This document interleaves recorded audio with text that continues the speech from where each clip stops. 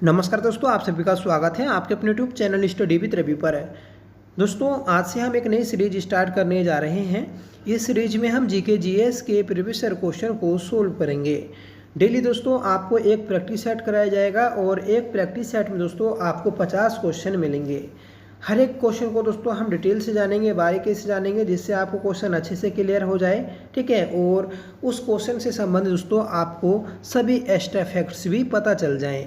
ठीक है, आप सभी के डिमांड पर दोस्तों इस सीरीज को स्टार्ट करा जा रहा है, तो आपकी जिम्मेदारी है कि दोस्तों आप इस सीरीज को सपोर्ट करें। ठीक है, तो प्लीज़ आज की इस वीडियो को एंड तक जरूर देखिएगा। ठीक है, और कमेंट करके बताइएगा दोस्तों आज की क्लास आपको कैसी लगी। ठीक है, तो चलिए शुरू कर लेते हैं आज के अपनी इस क्लास को, जिसका पहला प्रश्न है, रणजीत सिंह किस सिख मिसल से संबंध रखते हैं? तो सही आंसर रहेगा ऑप्शन बी, सुकरचुकिया। फ्रेंड्स, राजा रणजीत सिंह सुकरचुकिया मिसल से संबंध रखते हैं। दोस्तों, सिख धर्म में कुल 12 मिसल थे और 10 गुरु थे। इन 12 मिसल में से ही एक मिसल था सुकरचुकिया, जिससे संबंधित थे राजा रणजीत सिंह। अगला प्रश्न है कि कौन सा अंतिम सम्राट म्यूर सिंहासन पर बैठा था? तो म्यूर सिंहासन पर बैठने वाला अंतिम सम्राट था मोहम्मद शाह रंगीला। सही आंसर रहेगा ऑप्शन सी, क्योंकि दोस्तों मोहम्मद शाह रंगीला के समय ही ईरान के शासक नादिर शाह ने 1739 ईस्वी में दिल्ली पर आक्रमण किया था, और इस आक्रमण में ही दोस्तों नादिर शाह म्यूर सिंहासन को अपने साथ लूट कर ले जाता है। ठीक है, इस प्रकार म्यूर सिंहासन पर बैठने वाला अंतिम शासक हुआ मोहम्मद शाह रंगीला। ठीक है, बात करेंगे कि म्यूर सिंहासन का निर्माण किसने और किसके द्वारा करवाया गया। तो दोस्तों इसका निर्माण जो किया था तो वह बेबादल खां ने किया, और किसने करवाया था? तो शाहजहां ने दोस्तों म्यूर सिंहासन का निर्माण करवाया था। ठीक है, और शाहजहां ही दोस्तों म्यूर सिंहासन पर बैठने वाला पहला शासक था। अगला प्रश्न है कि 1857 की क्रांति कहाँ हुई? तो 1857 की क्रांति यह दोस्तों मेरठ में शुरू हुई 10 मई को। ठीक है, तो 10 मई 1857 से 1857 की क्रांति मेरठ से शुरू हुई थी, जबकि दोस्तों 1857 की क्रांति की योजना बनी थी बिठूर कानपुर में। नेक्स्ट क्वेश्चन है कि पहली टेलीग्राफ लाइन लॉर्ड डलहौजी द्वारा 1853 में किसके बीच शुरू की गई? तो ये की गई थी दोस्तों कोलकाता और आगरा के मध्य। सही आंसर रहेगा ऑप्शन डी। ठीक है, तो कोलकाता से आगरा के मध्य पहली टेलीग्राफ लाइन लॉर्ड डलहौजी के द्वारा 1853 में शुरू की गई। ठीक है, 1853 में ही दोस्तों 16 अप्रैल को मुंबई से ठाणे के मध्य पहली ट्रेन चलाई गई, जो दोस्तों 34 किलोमीटर तक चली थी। ठीक है, तो याद रखिएगा कि 16 अप्रैल 1853 में भारत में पहली ट्रेन चली मुंबई और ठाणे के मध्य। अगला प्रश्न है कि अवध का अंतिम नवाब कौन था? तो अवध का अंतिम नवाब था दोस्तों वाजिद अली शाह।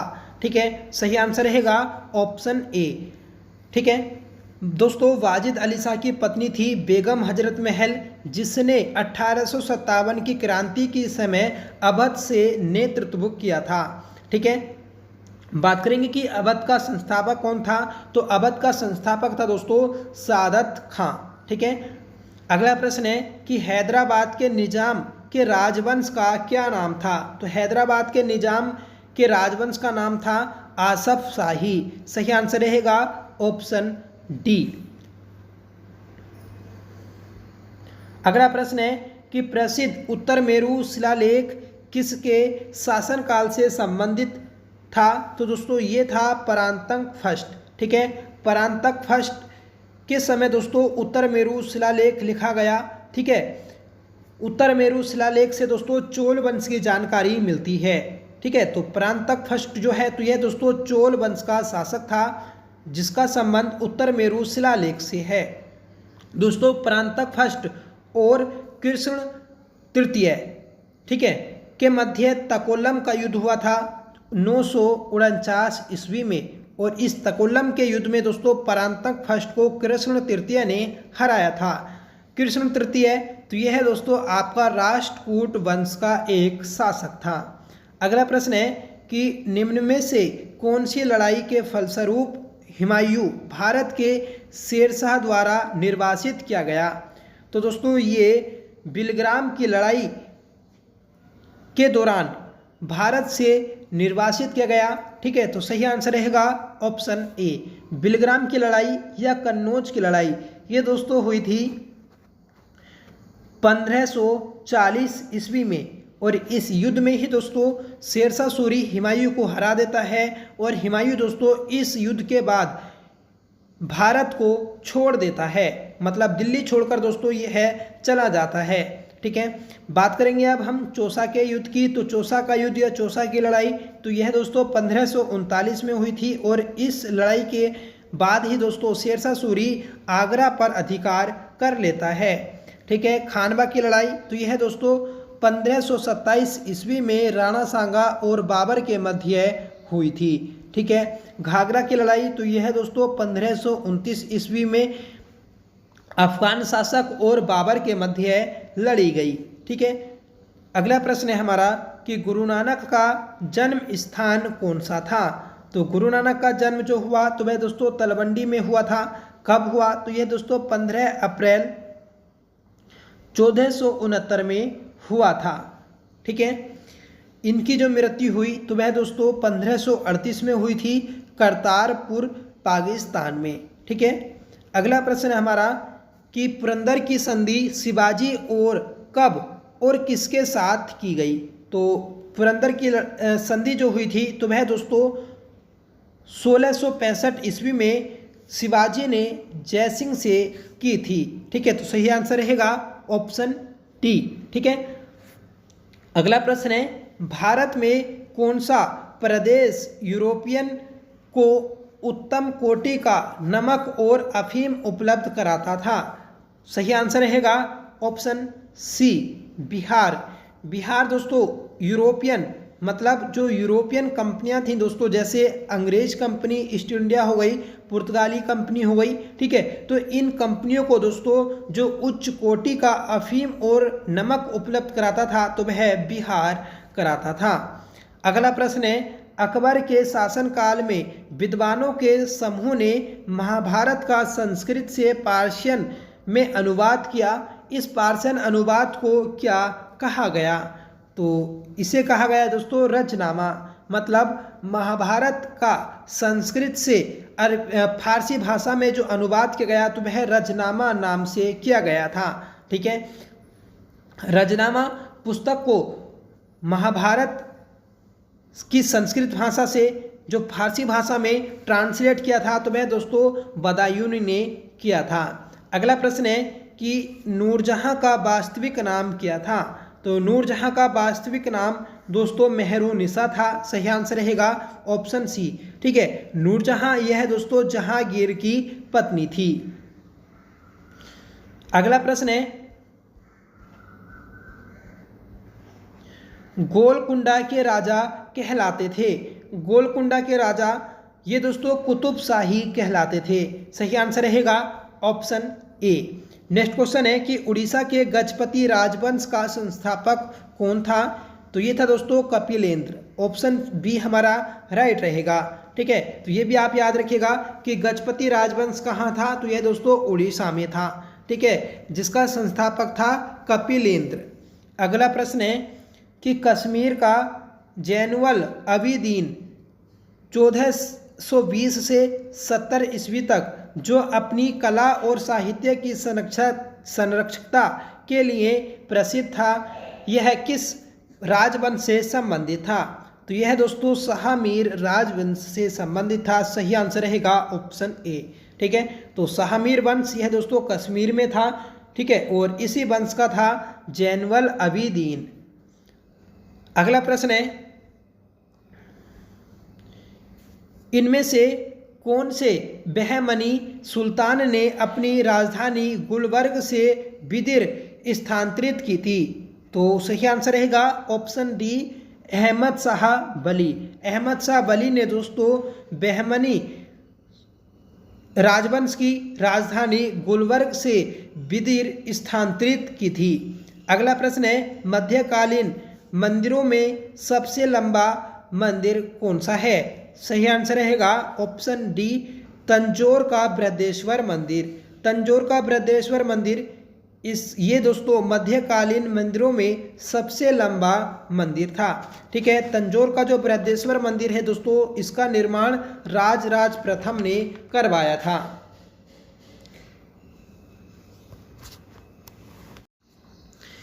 किस राष्ट्रकूट राजा ने एलोरा में शिव का प्रसिद्ध कैलाश मंदिर बनवाया? राइट आंसर रहेगा ऑप्शन सी कृष्ण प्रथम। कृष्ण प्रथम के द्वारा दोस्तों शिव का प्रसिद्ध कैलाश मंदिर का निर्माण करवाया गया। फ्रेंड्स, राष्ट्रकूट राजवंश की बात करेंगे तो इसका संस्थापक दंती दुर्ग था, जिसकी राजधानी मान्याखेट थी। मान्याखेट यह दोस्तों महाराष्ट्र में स्थित है। अगला प्रश्न है सबसे पुरानी स्मृति कौन सी है? तो सबसे पुरानी स्मृति दोस्तों मनु स्मृति थी। सही आंसर रहेगा ऑप्शन ए। अगला प्रश्न है कि इनमें से कौन सा जैन दर्शन से संबंध नहीं रखता? तो सही आंसर रहेगा ऑप्शन डी थेरवाद। थेरवाद यह दोस्तों जैन धर्म से संबंध नहीं रखता, जबकि स्यादवाद, न्यायवाद, अनेकतावाद ये तीनों दोस्तों जैन धर्म से संबंध रखते हैं। थेरवाद यह दोस्तों बौद्ध धर्म की एक शाखा थी, क्योंकि दोस्तों बौद्ध धर्म दो शाखाओं में बटा था, हीनयान और महायान। ठीक है, जो हीनयान शाखा है उसी का दूसरा नाम है थेरवाद। ठीक है, अगला प्रश्न है किसने सबसे पहले ब्राह्मणों को भूमि उपहार की रीति शुरू की? तो ये शुरू की थी दोस्तों सातवाहन राजवंश ने। सही आंसर रहेगा ऑप्शन ए। याद रखिएगा कि सातवाहन राजवंश के समय ब्राह्मणों को भूमि उपहार करने की रीति या परंपरा शुरू की गई थी। सातवाहन वंश की बात करेंगे तो सातवाहन वंश का संस्थापक आता है दोस्तों सिमुक। ठीक है, जिसकी राजधानी थी प्रतिष्ठान। ठीक है, ये दोस्तों राजधानी थी सातवाहन वंश की। अगला प्रश्न है भारत में सोने के सिक्के सर्वप्रथम किसने जारी किए? तो दोस्तों भारत में सर्वप्रथम सोने के सिक्के इंडो ग्रीक ने शुरू किए थे। सही आंसर रहेगा ऑप्शन ए। इंडो ग्रीक शासक आता है दोस्तों मिनांडर के द्वारा ही दोस्तों भारत में सर्वप्रथम सोने के सिक्के जारी किए गए थे। बात करेंगे कि सर्वाधिक सोने के सिक्के किस राजवंश के समय छपे, तो वह थे दोस्तों गुप्त राजवंश। ठीक है, तो गुप्त राजवंश ने दोस्तों सोने के सिक्के सर्वाधिक जारी किए थे। ठीक है, एक क्वेश्चन आता है दोस्तों कि शुद्ध सोने के सिक्के किस राजवंश ने जारी किए, तो वह है दोस्तों कुषाण राजवंश। तो ये तीनों क्वेश्चन आपको याद रखने हैं कि पहला सोने का सिक्का किसने जारी किया या सर्वप्रथम सोने का सिक्के किसने जारी किए, तो दोस्तों इंडो ग्रीक ने जारी किए थे। ठीक है, जबकि सर्वाधिक सोने के सिक्के किस राजवंश ने जारी किए? गुप्त राजवंश ने। सोने के शुद्ध सिक्के किसने जारी किए? कुषाण राजवंश ने। अगला प्रश्न है कि कौन सा पल्लव राजा शंकराचार्य का समकालिक था? तो दोस्तों सही आंसर रहेगा ऑप्शन डी दंती बर्मन यह दोस्तों शंकराचार्य का समकालीन था। ठीक है, जो कि एक पल्लव शासक था। अगला प्रश्न है हमारा कि बादामी के चालुक्यों का संस्थापक कौन था? तो बादामी के चालुक्यों का संस्थापक था दोस्तों विजयादित्य। सही आंसर रहेगा ऑप्शन डी। किस गुप्त राजा ने अपने शासन के अंतिम काल में बौद्ध धर्म को गले लगाया और नालंदा विश्वविद्यालय की स्थापना की? तो ये था दोस्तों कुमारगुप्त प्रथम, जिसने दोस्तों अपने अंतिम समय में बौद्ध धर्म को अपनाया था और इसी ने ही दोस्तों नालंदा विश्वविद्यालय की स्थापना 405 ईस्वी में की थी। ठीक है, तो सही आंसर रहेगा ऑप्शन सी कुमारगुप्त। इसे ही दोस्तों गोविंद गुप्त के नाम से भी जाना जाता है, ये भी आप याद रखिएगा। ठीक है, जो दोस्तों चंद्रगुप्त द्वितीय का उत्तराधिकारी था। अगला प्रश्न है कि कौन से गुप्त सम्राट ने सिक्कों पर बांसुरी या वीणा बजाते हुए प्रस्तुत किए? तो ये किए थे दोस्तों समुद्रगुप्त ने दोस्तों जो अपने सिक्के जारी किए थे तो उस पर बांसुरी या वीणा बजाते हुए दिखाया गया है। ठीक है, तो सही आंसर है हमारा ऑप्शन सी। दोस्तों, भारत का नेपोलियन, अश्वमेधकर्ता, विक्रमांक, कविराज और दोस्तों परम भागवत, ये सभी उपाधि दोस्तों समुद्रगुप्त की हैं। ठीक है, इसी का दोस्तों एक अभिलेख आता है, प्रयाग प्रशस्ति अभिलेख, जो दोस्तों हरिसेन के द्वारा लिखवाया गया था। अगला प्रश्न है कि इनमें से कौन सा साहित्य द्रविड़ वेद के नाम से जाना जाता है? तो द्रविड़ वेद दोस्तों तेरम को जाना जाता है। सही आंसर रहेगा ऑप्शन बी। अगला प्रश्न है कि जैन परंपरा के अनुसार पहले तीर्थकर कौन थे? तो जैन धर्म के पहले तीर्थकर थे दोस्तों ऋषभदेव, जिन्हें आदिनाथ के नाम से भी जाना जाता है। ऋषभदेव दोस्तों, इनका जन्म हुआ था अयोध्या में। ठीक है, और अयोध्या जैन धर्म की सबसे पवित्र स्थल माना जाता है। जैन धर्म में दोस्तों कुल तीर्थकर की संख्या हुई 24, जिसके अंतिम तीर्थकर थे महावीर स्वामी। 23वें तीर्थकर थे दोस्तों पार्श्वनाथ। ठीक है, तो ये भी आप याद रखिएगा, इंपॉर्टेंट है। अगला प्रश्न है कि इनमें से कौन सी प्रथम बौद्ध नन थी?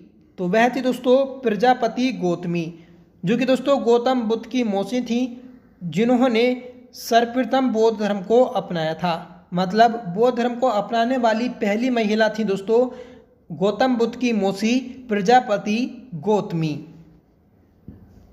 अगला प्रश्न है इनमें से कौन सी तमिल भूमि की बाइबिल के नाम से जानी जाती है? सही आंसर रहेगा ऑप्शन सी तिरुकुकुरल। तिरुकुकुरल जो है दोस्तों ये है तमिल भूमि की बाइबिल के नाम से जानी जाती है। अगला प्रश्न है संगम साहित्य की भाषा कौन सी है? तो संगम साहित्य की भाषा दोस्तों तमिल है। सही आंसर रहेगा ऑप्शन ए। 34वां प्रश्न है कि सबसे पुरानी भारतीय दवा आयुर्वेद का उद्गम है। तो आयुर्वेद इसका उद्गम दोस्तों ऋग्वेद के काल में हुआ। सही आंसर रहेगा ऑप्शन ए। ठीक है, ऋग्वेद का ही उपवेद है दोस्तों आयुर्वेद, ये भी आपको याद रखना है। अगला प्रश्न है कि पुरावैदिक काल में कितने भगवान आर्यों द्वारा पूजित थे? मतलब पुरावैदिक काल के समय दोस्तों आर्यों के द्वारा जो पूजित भगवान थे तो उनकी संख्या 33 थी। सही आंसर रहेगा ऑप्शन डी। 36वां प्रश्न है सिंधु सभ्यता निम्नलिखित किस काल से संबंध रखती है? तो सिंधु सभ्यता यह दोस्तों आदि ऐतिहासिक युग से संबंध रखती है। सही आंसर रहेगा ऑप्शन डी। 37वां प्रश्न है कि एपिग्राफी क्या है? एपिग्राफी ये दोस्तों शिलालेखों का अध्ययन है। मतलब शिलालेखों का अध्ययन जो किया जाता है तो वह एपिग्राफी में किया जाता है। अगला प्रश्न है मोहनजोदड़ो की सबसे बड़ी इमारत कौन सी है? तो मोहनजोदड़ो की सबसे बड़ी इमारत दोस्तों बहुत बड़ी नहाने की जगह, मतलब ग्रेट बाथ। ठीक है, तो जो दोस्तों स्नानागार था तो वह मोहनजोदड़ो के समय या मोहनजोदड़ो में सबसे बड़ी इमारत थी। अगला प्रश्न है भारतीय उपमहाद्वीप में सबसे पहले खेती कहाँ हुई? तो भारतीय उपमहाद्वीप में सबसे पहले खेती दोस्तों मेहरगढ़ में हुई थी। सही आंसर रहेगा ऑप्शन वी। 40वां प्रश्न है मानव आत्मा का एक शरीर से दूसरे शरीर में गमन किस वैदिक साहित्य का विश्वास है? तो यह है दोस्तों ब्राह्मण। ठीक है, तो ब्राह्मण वैदिक साहित्य का यह विश्वास है दोस्तों कि मानव आत्मा का एक शरीर से दूसरे शरीर में गमन होता है। अगला प्रश्न है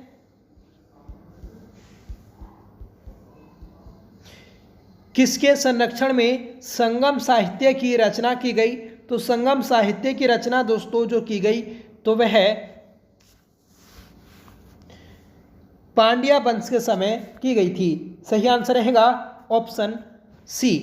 42वां प्रश्न है हर्यक राजवंश का संस्थापक कौन था? तो हर्यक वंश का संस्थापक था दोस्तों बिंबिसार।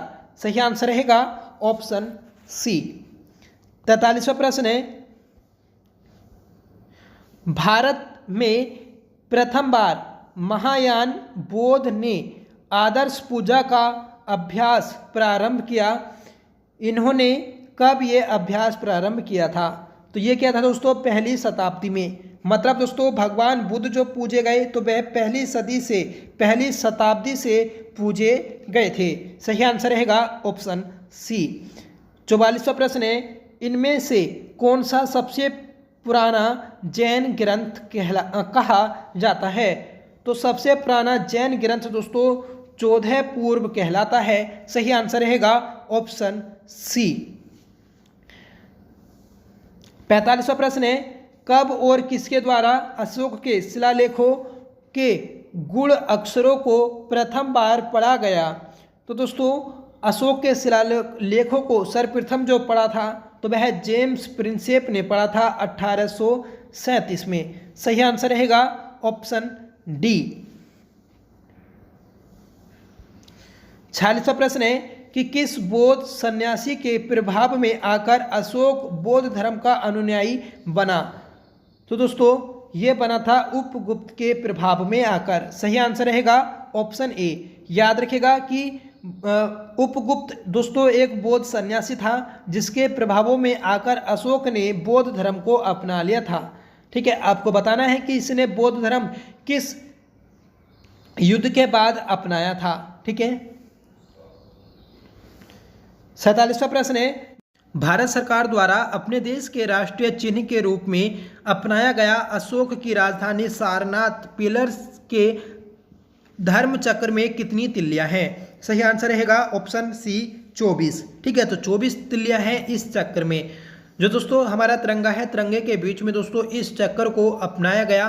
ठीक है, और इस चक्र का नीला रंग है जिसमें 24 तिल्लियां हैं। ठीक है। अगला प्रश्न है कि कब और किसने शक युग प्रारंभ किया? तो ये शुरू किया था दोस्तों ऑप्शन डी कनिष्क ने। ठीक है, सही आंसर है हमारा ऑप्शन डी। जो हमारा शक संबंध है तो ये जो शुरू किया था कनिष्क के द्वारा 78 ईस्वी में शुरू किया गया था। नेक्स्ट क्वेश्चन है कि किस चीनी राजा ने 220 ईस्वी पूर्व चीन की विशाल दीवार को बनवाया? तो चीन की दीवार को जो बनवाया था तो वह दोस्तों सी हुआंगटी ने बनवाया था। ठीक है, तो सी हुआंगटी ने दोस्तों चीन की दीवार को बनवाया 200 ईस्वी पूर्व में। ठीक है। अगला प्रश्न है और लास्ट क्वेश्चन रहेगा कि दक्षिण पथ की पदवी पहले किसने ग्रहण की? तो दक्षिण पथ का पति जो बोला जाता है तो वह दोस्तों श्री सातकर्णी को बोला जाता है। श्री सातकर्णी प्रथम। ठीक है, तो ये था दोस्तों आज का हमारा प्रैक्टिस सेट जिसमें सभी प्रश्न दोस्तों आपके इंपॉर्टेंट और सिलेक्टेड थे। सभी प्रश्न को दोस्तों हमने डिटेल से जाना था।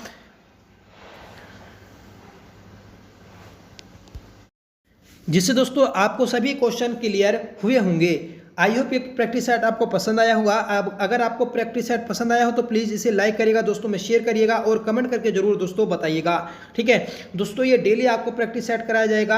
अगर आप डेली प्रैक्टिस सेट लगाते हैं दोस्तों तो आपको बहुत कुछ सीखने को मिलेगा। इससे दोस्तों आपकी प्रैक्टिस होती रहेगी और दोस्तों कुछ नए क्वेश्चन आपको देखने को मिलेंगे। ठीक है, ये आपको पता चलेगा कि एग्जाम में किस प्रकार के प्रश्न पूछे जाते हैं, उसकी लैंग्वेज क्या होती है। ठीक है, तो चलिए दोस्तों मिलते हैं नेक्स्ट प्रैक्टिस सेट के साथ। तब तक के लिए bye. Thank you so much for watching. जय हिंद।